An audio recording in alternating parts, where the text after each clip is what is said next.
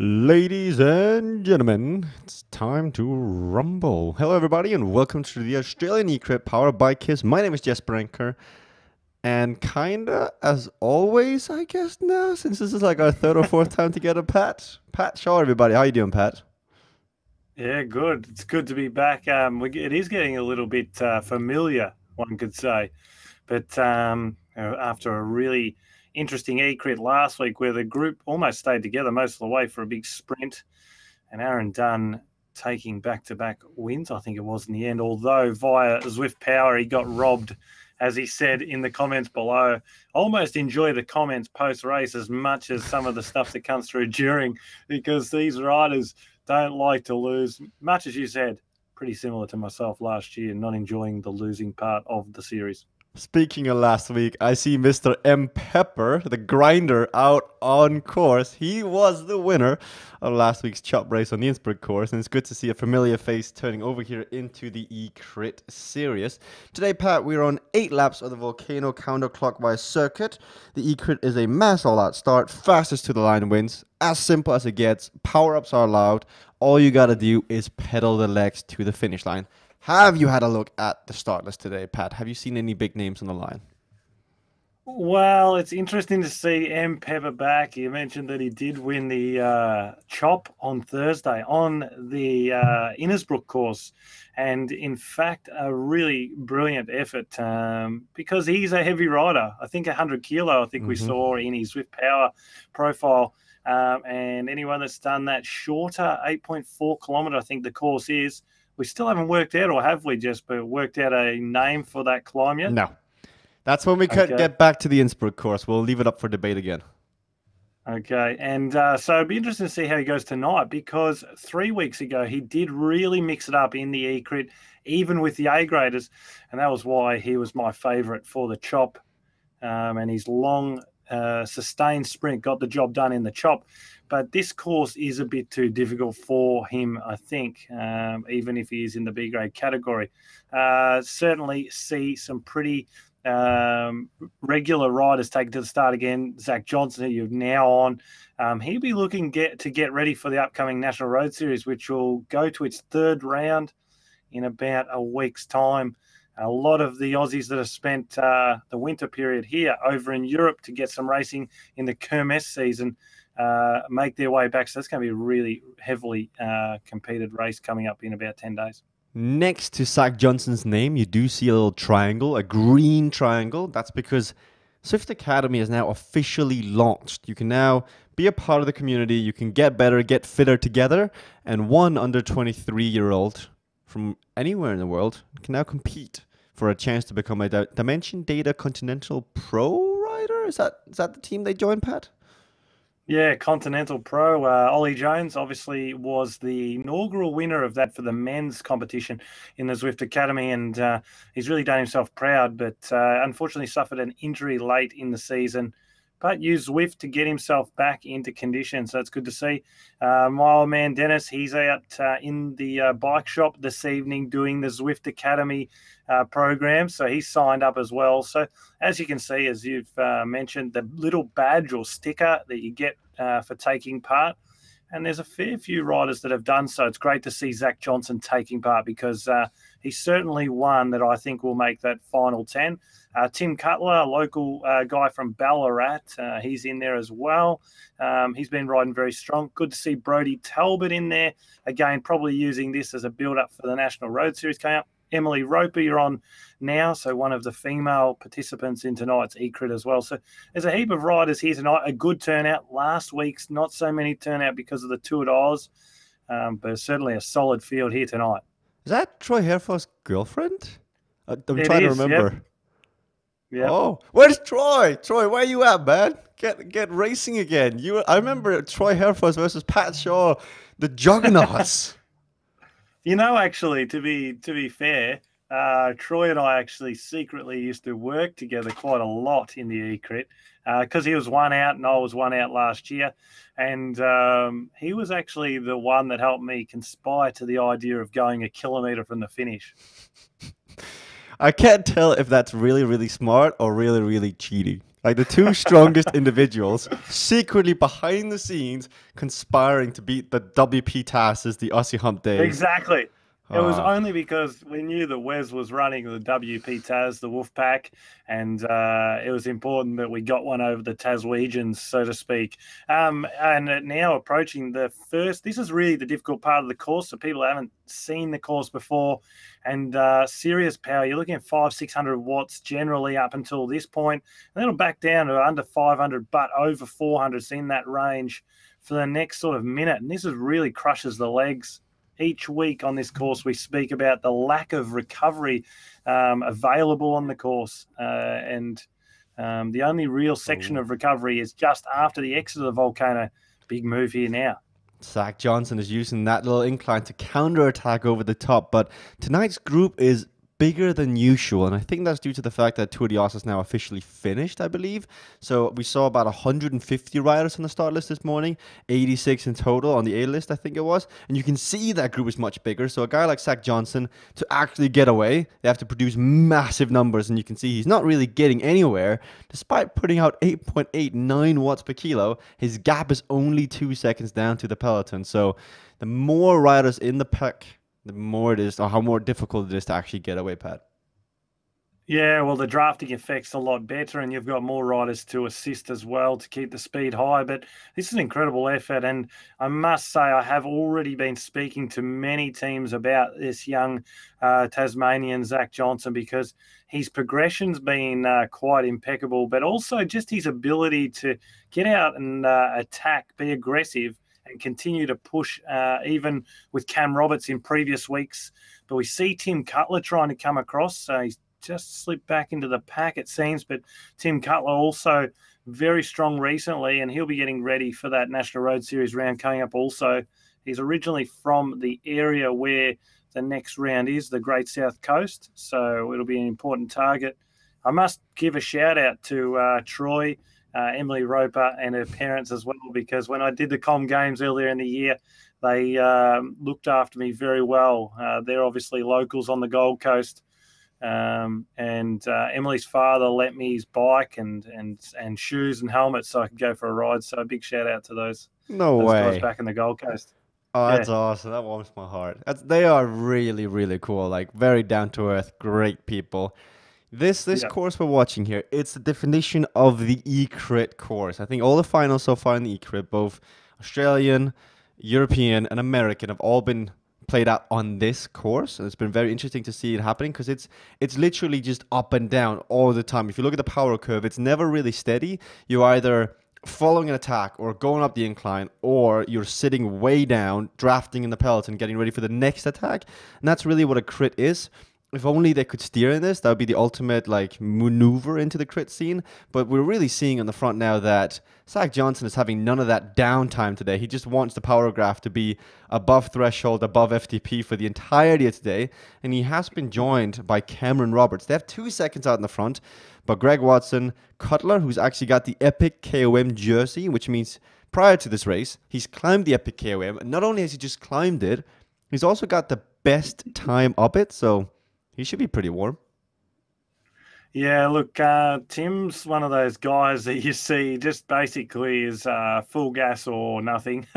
So it's something that you see in these young athletes. Some of them are, I'd say, a wee bit naive as such. But certainly when he goes to the National Road Series in a bit over a week's time, if he can just be a little more cunning and just pick his time, he may be underestimated in the next round and could pull something off. When he first moved to Ballarat to go to university, I sort of talent ID'd him as such and asked him if he considered doing the National Road Series.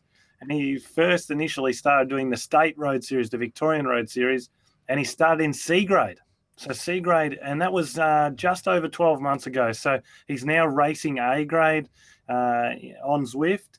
And if you have a look back, go and give him a little look on his Zwift files.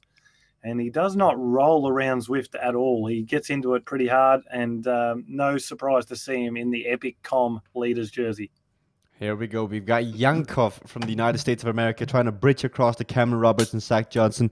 He's actually using an aero power up, and this is just before the incline.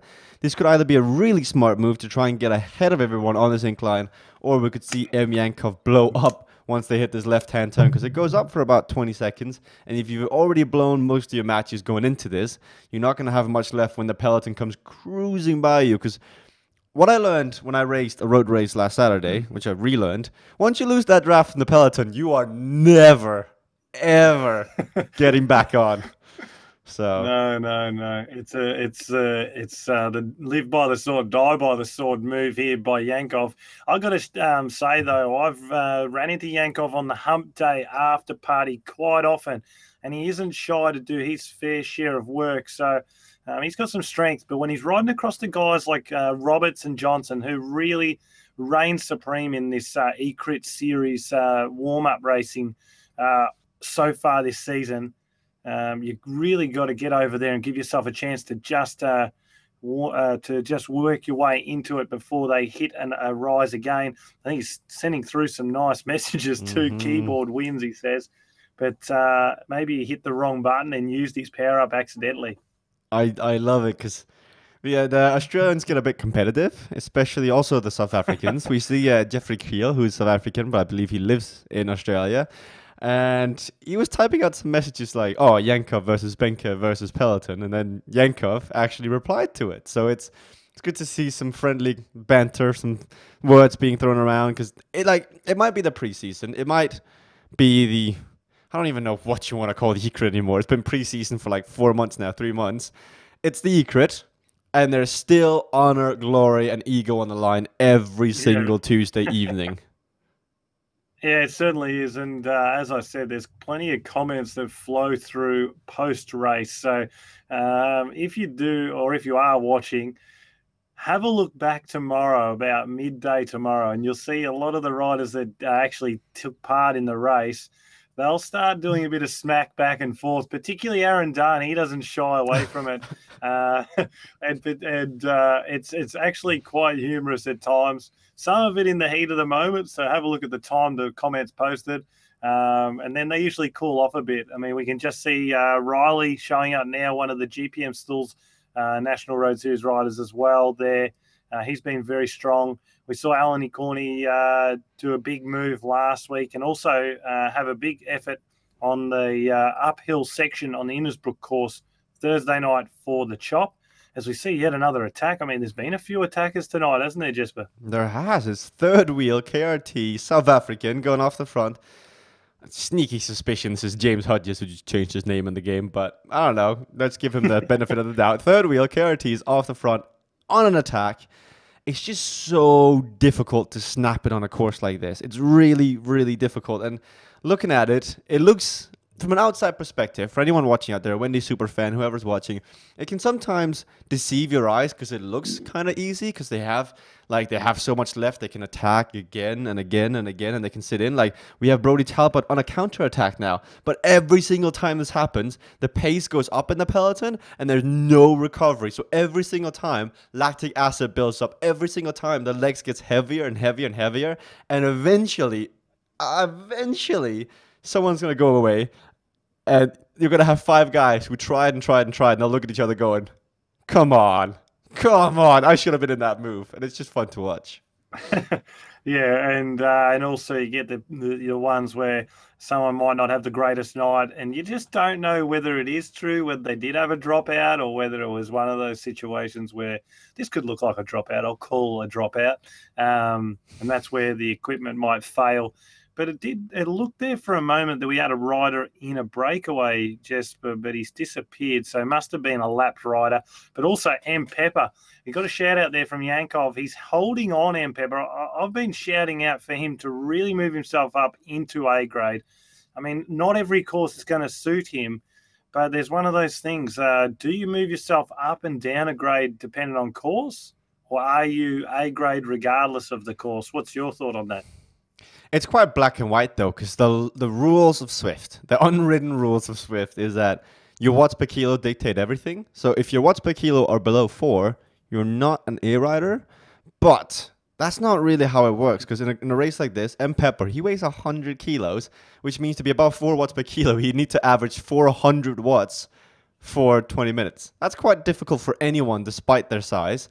If M. Pepper lost some weight, he would no longer be M. Pepper. He's known as the grinder. He's known as the powerhouse. Not everyone needs to be an A rider. He's a B rider who does really well in flat courses in the A races. As soon as there's a bump in the road, trust me, the gravity will take effect on him and he goes down. So there are ups and downs. A riders are really just thin, like fit guys who are ready for everything. B riders, they're just guys who they're a bit more explosive.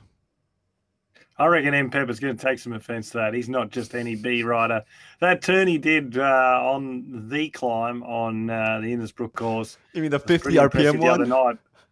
Yeah, that's it. I mean, he doesn't ride anything over 65 RPM, but he's getting plenty of service on the streams of late because he's been right up there and surprising. But so is this young man, Zach Johnson. He's now putting Brodie Talbot into a bit of the hurt locker, so to speak. Third wheel trying to come across. He's got also with him, I think it is from last week, very strong Gravdale. Mm-hmm.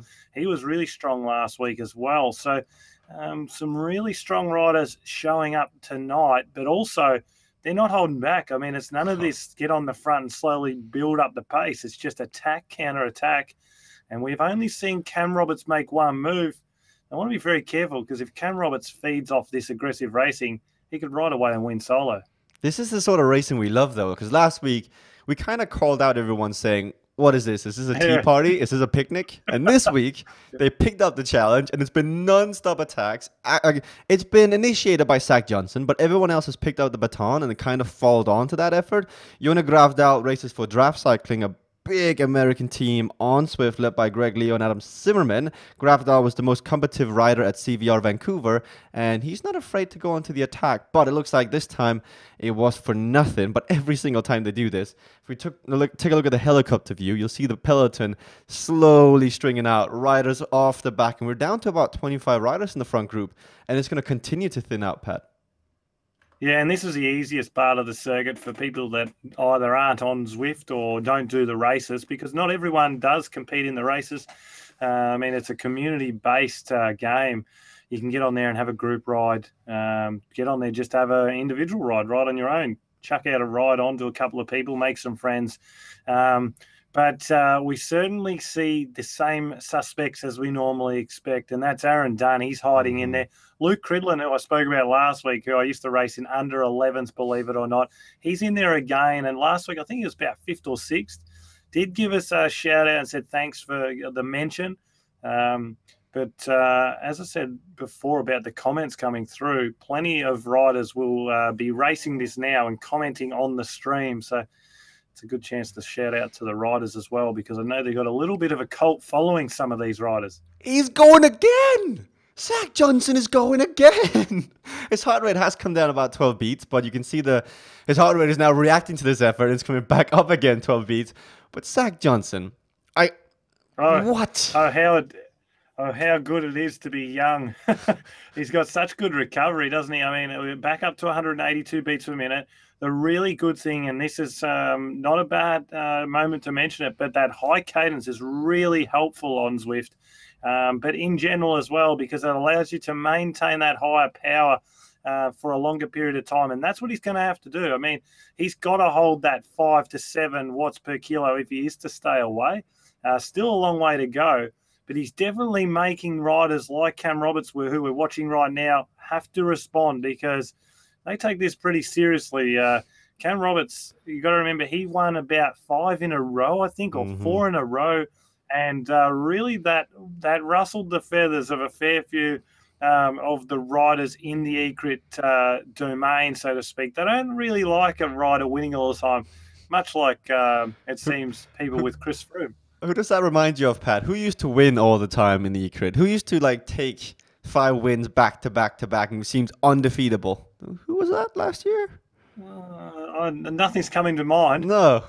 Someone who came out of nowhere and just were like, nah, I'm down. And now suddenly he's got 200 points. We're like, who's Pat Shaw? So last year, guys, was a lot of fun. I'm kind of saddened that Swift hasn't officially launched the eCrit series yet, because when there are points involved, when the table comes in, and when the camaraderies, when the rivalries, when the storylines write themselves, that's what racing is about. That's what we saw last year with Pat Shaw, Troy Herfoss. I mean, the Dunns, the Savatskis, the Anthony Cianos, the Swift kids, the Ben Simpsons. Man, sometimes eCrit racing can be so much fun, and I think Zach Johnson today, if he doesn't win this, he deserves definitely a golf clap from everybody out there for making it exciting. Yeah, no, well, he's been impressive for the entire preseason as it continues to be. But yeah, once the point system comes into play, it's very interesting. I mean, particularly with the National Road Series riders, because they'll miss a week. Occasionally, they'll be at events. I know last year I had to travel a couple of times, so you'd have to miss a few weeks. I didn't really know about the eCrit season originally. I came in about week 8 or 9, I think. So it's quite a distance to make up. And then all of a sudden you can get in breakaways and not only think about the victory, but think about the points that are on offer second and third. So you try to stay away. And there's different ways that it works. Towards the end, the Wolf Pack, they started to work really quite tactically to close out other people from being able to make the final, so that they made the final with more members than anyone else. And they did that really well. But it did, as you said, it created a bit of a story. But it created some pretty cool rivalries too. Hence why there's that sort of stigma against the Wolf Pack. They tend to have the strength in numbers. But certainly this year, I know you mentioned Zwift kid Anthony Ciano. You also mentioned Zawadzki. They've joined forces. Ollie Jones is in there with them as well. And I think also Cam Roberts. Is that correct? Yeah. So they've got a really strong team. But I keep saying it's spurring them on, trying to get under their grill a little bit. I don't think they've raced very well as a team, but something that the Wolfpack certainly executes really well.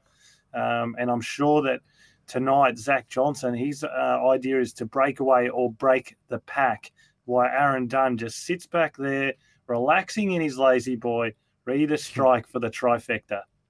It hurts me to say that, because I agree with you that Cameron Roberts, Ciano, Keel, Savatsky, Roberts, they're part of Team Vision. I used to be on Team Vision for about a year and a half, really strongly advertised for the team, and the whole camaraderie within the team when I was on there was really fun. It had a really good atmosphere. But the way, and this is with no disrespect, but if you compare them straight up, WP TAS and Swift, WP TAS always seems to have a common thread, a common theme. Like you can see the red thread coming through. Like, this is what their plan is. This is how they're executing it. Vision just seems like kind of the Wild West, like the Movistar of the Swift racing. They've got so many captains, but they can't figure out how they're getting to the end result. Yeah, they're like a Movistar meets Cofidis.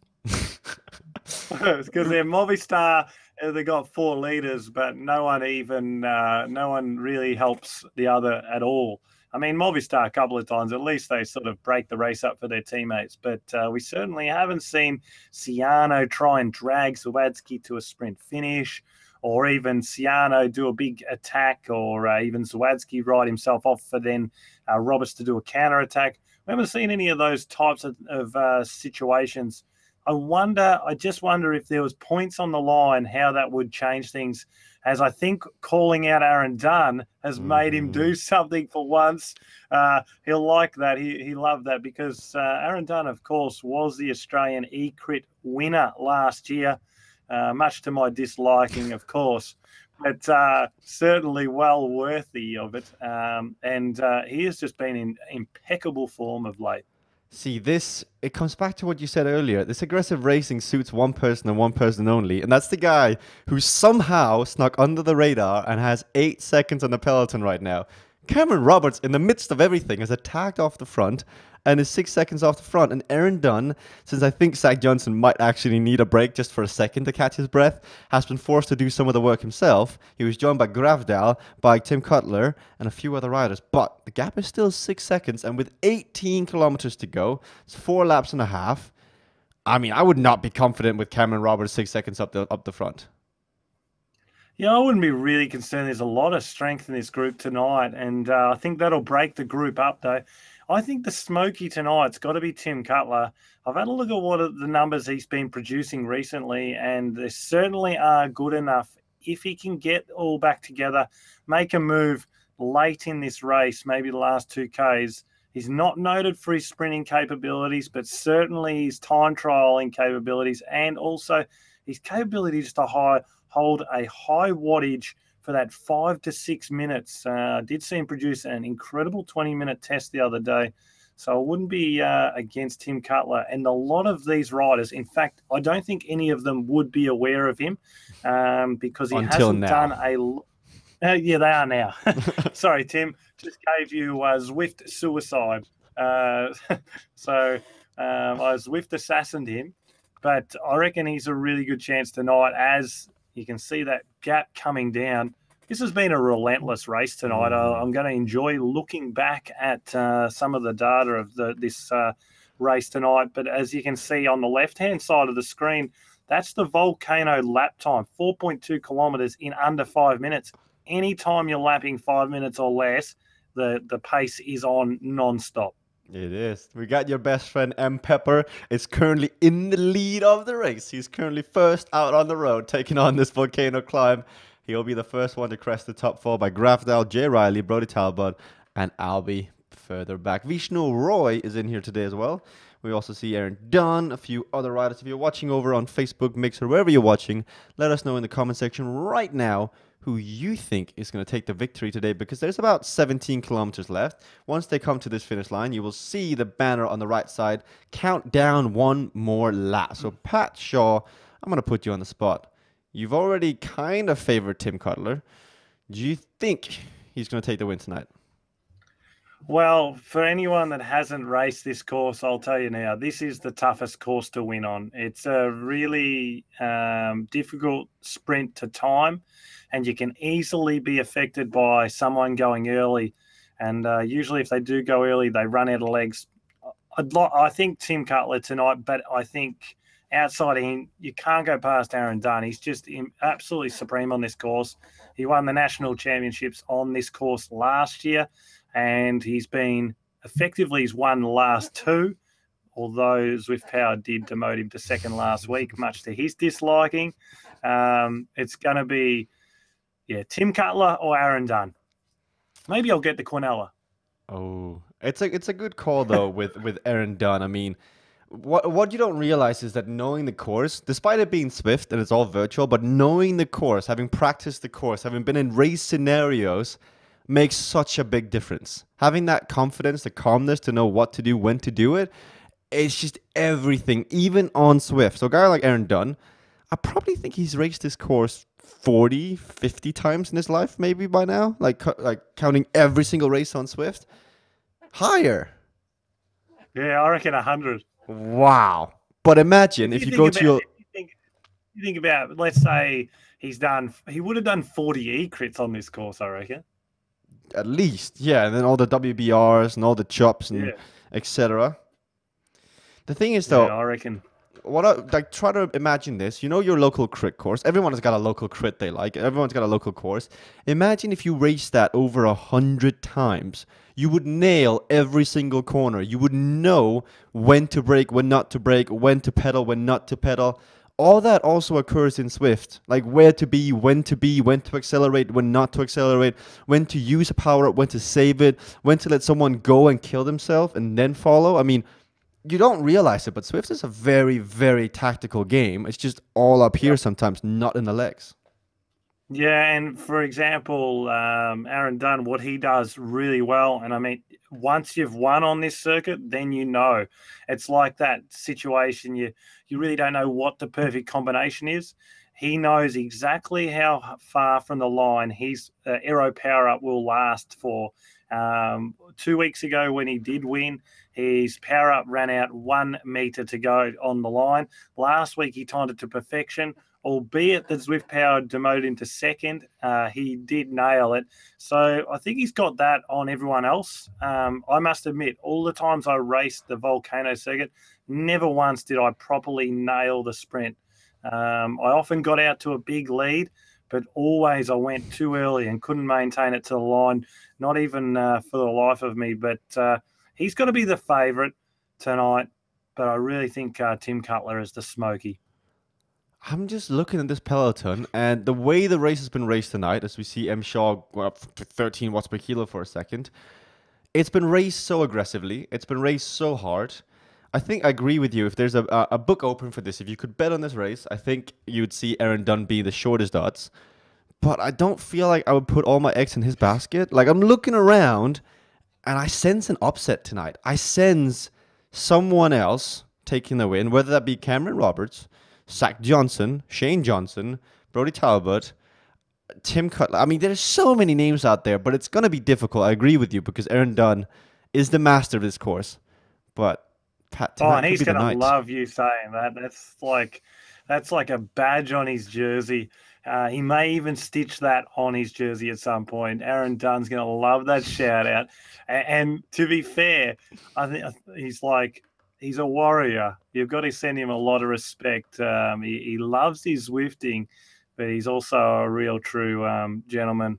So I always like seeing him do well, but I equally enjoy stirring him up. So I'm gonna really root, as they say, for Tim Cutler tonight. I hope he can get the job done. And what will be even cooler is Tim's wearing that Epic Com King of the Mountains jersey, and I think it would be a first for someone to win an E-Crit wearing the Epic Com King of the Mountains jersey, because while he's racing, someone else could be on that King of the Mountain and take it off him. But they certainly have not. And I have a sneaking suspicion that he probably went close to breaking the 20-minute mark up there this afternoon. So this is a really impressive effort from him, because to do that, he would have had to have averaged for his weight around, it would have been around that 5 watts per kilo to produce that time. So for 20 minutes. So he's done basically a FTP test, then come to do the E-Crit. It's incredible. And then to do well in the E-Crit is a whole nother story, but also the fact that you only keep that jersey for an hour after obtaining it. So he has to finish an hour after going to the top. And the racing of the E-Crit, as we got 3 laps to go, is about 45 minutes in total, 50 minutes. That gives him 10 minutes of leeway for between finishing that hill, that FTP test, to going straight in to the fastest Australian race there is on all of Zwift. I mean, mad respect. That might have really been the push that Tim Cutler needed. He was, maybe you could see down the left-hand corner of his screen, the E-Crit series. It's going to start in 8 minutes. I've got to get to the top because I want to be in the on the start line 3 minutes before. I want to do me things. I'm sure he's popped a gel or something pre-race. Maybe caffeinated like Bernal before the time trial at the Tour de France. So we spoke about that last week, asking Chris Froome, when do I take my caffeinated gel, Chris? But now it's Cam Roberts back off the front again. A real show of strength, but maybe he's just used too much tonight. Stevens now trying to come across. Cutler well and truly on him. Zach Johnson not giving any space. Jeff Creel right there as well. Brody Talbot still in there, albeit just that 1 second off. This is really stretching out the group, and has been another relentless E-Crit tonight. It's just mad. Like, this E-Crit has been one of the fastest in the last few weeks. This has been just non-stop attacks. Everyone signed up to the race today saying we're going to have one hell of a workout on our hands. And there goes Zach Johnson, is counter-attacking over the top. Jeffrey Keel this time around, 13, 14 watts per kilo, is trying to get on that draft. If you don't know, but sitting directly behind another person will give you a draft effect. It will push you along in the game. So that's why Jeffrey is trying to do his best to sit back onto Zach's wheel. Zach sees this and then puts the pace down again because he doesn't want to give him a free ride on course. And that means they're probably going to be swallowed by the pack again. But Lee Stevens, that's a newcomer to the racing. He looks up for it today, Pat. Yeah, he does. And what I'm actually really impressed about outside of that was the way that Zach is counter-attacking Cam Roberts' move, which shows that he's using also outdoor instincts, as we see another move here. I mean, this looks a little bit like a gun show here. It's in the middle of the town on that sandy pathway. You've got the stock horses to the right. You've got the bar on the left, the saloon, and they've got the 2 guys there. They're ready to do the quick draw. It's Roberts versus Johnson. Who will draw the quickest tonight?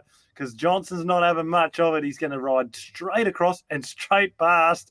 I tell you what, I think there's a bit of measuring stick going on here, a bit of ego on the trade-off here pre-next NRS round. I don't mind seeing this. I love seeing this when you're not involved in particular.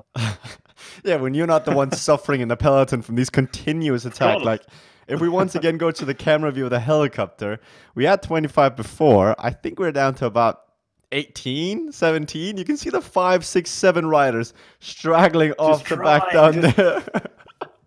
Yeah, it's just like those last few of the herd trying to stick to the pack so they don't get singled out by the preying lions around. Well, this is going to be an interesting finish tonight. Aaron Dunn, he did do that one turn when he needed to. Can he get the job done this week? I know he's disappointed with second last week. I called him first. I still think he won. Although I did also say that sign up to Zwift Power because it's really the official result. So I think Aaron Dunn, he's probably looking strong. M. Pepper still there. And we know we can see he can sustain a big sprint finish. I mean, as far as B grade's concerned, Pepper's got it done. And he's been very impressive over. And we can see when you do the side-on view or even the front view, you can see Pepper. Look at the size of him. And then we wait and see the other riders. He's disappeared, the other riders, because he seems to have had an upgraded bike too. There's Cameron Roberts. Yes, he has. And there's Jonah Grafdal. You can just see the different body builds out on course. He's definitely packing some sort of gun down there. That is impressive, M. Pepper. To stick around for 40 minutes almost, 30 kilometers, 8 Ks to go. M. Pepper, winner of the Innsbruck Chop race last Thursday, is still here in the E-Crit as a B rider. What? Do you reckon he should upgrade himself for the Chop and go back to A grade for Thursday night? I think he should. I think it's time in Australia for particularly the handicaps. If you are to win a handicap out of your grade, so even as like the Chop, you go back to the group behind you. That's how it works. So, and the same as you'd understand, obviously, from crit racing in Europe as well. If you win a B grade or a Cat 2, you go up to a Cat 1. Mm-hmm. And then if you run last a few times, maybe you'll get the opportunity to go back down. But certainly winning is a great feeling. But with that comes the progression into the next grade and the difficulty to elevate yourself. But M. Pepper, he continues to really surprise. But this is the course he seemingly does the best on. It is. It's very impressive. And speaking of impressive, I think I see a red and white rider off the front again. Last ditch. I know Zach's not going to have anything left for a sprint, so I suppose he might as well empty the tank. It's going to be interesting to see some of the power data here tonight because these guys have not held back anything. Tim Cutler now going to the front. Is he going to lift it up? I did call it, but he looks like maybe not just yet, but certainly looks like he's eager to do something. There is a gap in the group there, Jess. Who is that? It's Mr. Pepper Longstockings. He's now having another crack. There is a split in the group too, and as we've spoken in the past, if you drop the wheel, particularly at this point of the race, you're going to use up a lot of fuel to catch back up to the wheel. And look at this, M. Pepper. I tell you what, he won't be earning too many friends by racing in this way, particularly with a B category symbol next to his name. It is something that people do get a little upset about, as Cam Roberts now shows him a bit about what it's like to be an A grade. Brody Talbot right up there now. Yankov, Riley, Zach Johnson there, Tim Cutler. There's a really, really strong finish here. What is it? 4K to go. It is a lap and a half to go now. So they are almost at the final lap of racing. I just cannot get over the fact that not only did M. Pepper make it there, but he then throws salt on everyone else by attacking off the front. Absolute respect. Oh, no, definitely not. I would never do that, guys. Sorry. He's done it before. 2 weeks ago, he did the exact same thing, and he actually lined out the group into the Bell lap, and he ruined a few of the A graders races. And I did see a few comments; they weren't very nice at all. So you want to be careful. He's making a few enemies, I think, maybe give a bit of add a fuel to the fire for the A grade group for the chop on Thursday, because B grade really showed A grade how to work as a group last week in the chop. And I must admit, if there's anything worse, there's actually nothing worse in handicap racing than second scratch beating scratch. Mm-hmm. But what we're seeing now is Zach Johnson. If you look at his heart rate, top left corner, early in the race when he was attacking, it would peak out at 186, 187, and it would kind of steady there. Now he's done it so freaking much that it now goes to 192, 193, and then it slowly comes down as he settles into his threshold, his FTP. Zach Johnson has not had enough. But he's attacked too much today. I don't see Zach winning it now. He's bound to be fatigued, but he's without a doubt, tomorrow he'll have that red little number on his back because he's just relentless, Pat. You cannot keep this man down. No, but what I like is he certainly isn't done, because he's got that cadence over 100 revs per minute, which shows that he's still tapping the pedals over, which is really good. A characteristic you see a lot more in younger riders. They have the ability to sort of recover a lot quicker, as we now see Stevens. Lee Stevens. That's 1,000 watts. That's 1,000 well, he's having a real crack, isn't he? He's really having a crack. That's how you've got to attack. We spoke about that last week, Jess, but didn't we? About if you're going to get a gap on Zwift, you've got to basically go that 10, 15 watts per kilo straight away, hold that for a period of time, and then back yourself down. Did he He's jam really the chain? got low cadence. Did he jam the chain? 40 cadence. He's really grinding. What just happened? I think I don't know. He's coming back now. He must have had a malfunction there or something. But as someone said, a drop bear, Jared King, shouted out there. But Yankov just said, guys, I've still got to ride to work today. I think he's a little concerned about the lactic acid. What? As we now see Stevens going again, I think he's just having a bit of fun out there, or something's going astray. 190 revs per minute there. And his heart rate's certainly too low to be doing those kinds of attacks at the moment. But A-grade coming around this time, Jesper, for the Bell lap. We haven't got a bell here. Still I don't know if you've got something you could ring it. Have you got a teaspoon in your little cup? In your little angel? There you go, little angel cup. I call it the angel cup. You call it the anchor cup. The A is for awesome. Well, if M. Pepper could take it out tonight, he can have the awesome trophy. But we have a little reflection on who we've still got in this group. Alan Albie Corney, he's still there, probably doing this from Rafa Central in Melbourne at the Rafa Clubhouse. We've got Johnson there. M. Pepper, of course, he's there. We knew that he would be there. Aaron Dunn, he's the inform rider at the moment. Cutler there. Also joining them, Yankov. He's already had a bit of a shout out. Cam Roberts, of course, he's still there. Zach Johnson, Curley there. This is a pretty solid group. I mean, anyone out of those guys could win tonight, but how are they going to win? I actually thought that move from Stevens, albeit a little bit strange, looked like it was going to be the one to really open up a big gap. Maybe these riders will try something different. I'd love to see someone go long. I think what we're seeing now is we're heading towards a sprint finish. I'd love to eat my words, but I think what we are seeing now is Cameron Roberts buckling in, tightening up the shoes, trying to get ready because he knows he has beaten Aaron Dunn before in a sprint, but if he times it correctly, he could take him today because his heart rate is low, his revs are high, the watts are low, he's sitting in and he's getting ready, but there's somebody on the front again. And if my eyes don't deceive me, it's Zach Johnson leading this out for Aaron Dunn now. He's done his work. Now I think he just keeps the pace relatively high down to the bottom of that incline, and then Aaron Dunn has got to finish it off. Yes, but if you have a look, you've got Brody Talbot, not really a noted sprinter. He's probably not going to want to wait for a sprint. Tim Cutler, we'd already mentioned, not really a sprinter. Luke Cridlin has shown in the past he can run that top 5 in the bunch kick, but does he want a little bit more tonight?